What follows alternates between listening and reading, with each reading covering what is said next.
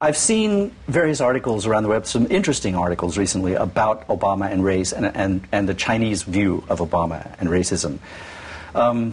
When he was first elected, I remember I mentioned this in the last show, a short message that went around, a text message that went around the telephones that said, you know, the Americans electing a black president just shows that they've understood the wisdom of Deng Xiaoping, who said, black cat, white cat, as long as it catches a mouse, it's a good cat. Which is a joke, right? But I mean, they were very focused on and amazed that America had elected a black president. But since then, I've seen many articles analyzing an undertone of racism, you know, among the Chinese people toward, you know, Obama because of his Afro-American heritage.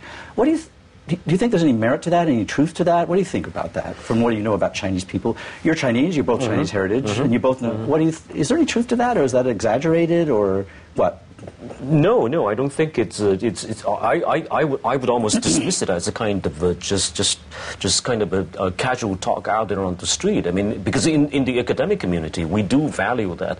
We actually really put lots of value on his successfully being elected into the White House. Because, I mean, for example, I taught a course on the 1960s in the United States, and I know that I mean the African Americans actually had a really hard time back in the 1950s and 60s. And eventually they got their rights, like the Voting Rights of 1965 and also the Civil Rights Act of 1964. And Obama actually openly recognized his roots, his source of inspiration in that very civil rights movement. Yeah. And we applauded him. Yeah. In a sense, once again in China, there's always a general mentality that you actually would give your sympathy to the weak.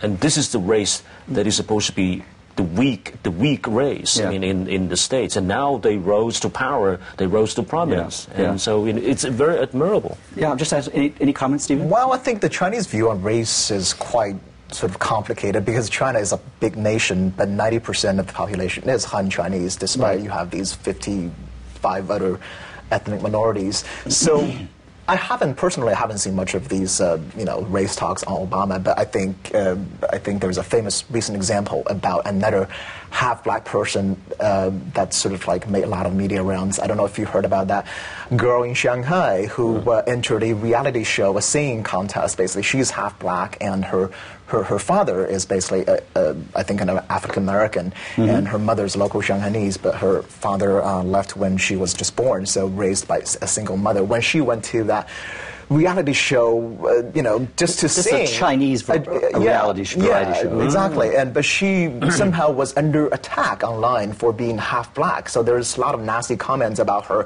racial background, and she had to, you know, come out to defend herself by saying, look, you know, just because my father is black and he left us when I was born, that's not my fault, not my mom's fault, and all that kind of thing. So it was a very big story in Chinese media, sort of just reminding me of the Chinese view on race is still quite immature, could be, because, you know, a lot of Chinese are still not very used to dealing with racial diversity, because you live in a country where most of the people you deal with look just like you. Yeah. So I think, so it takes some time for them probably to develop sort of a more mature view on race. But I do think it's a bit complex in terms of how this whole, sometimes we say the superiority/inferiority complex in terms of like how they view other races.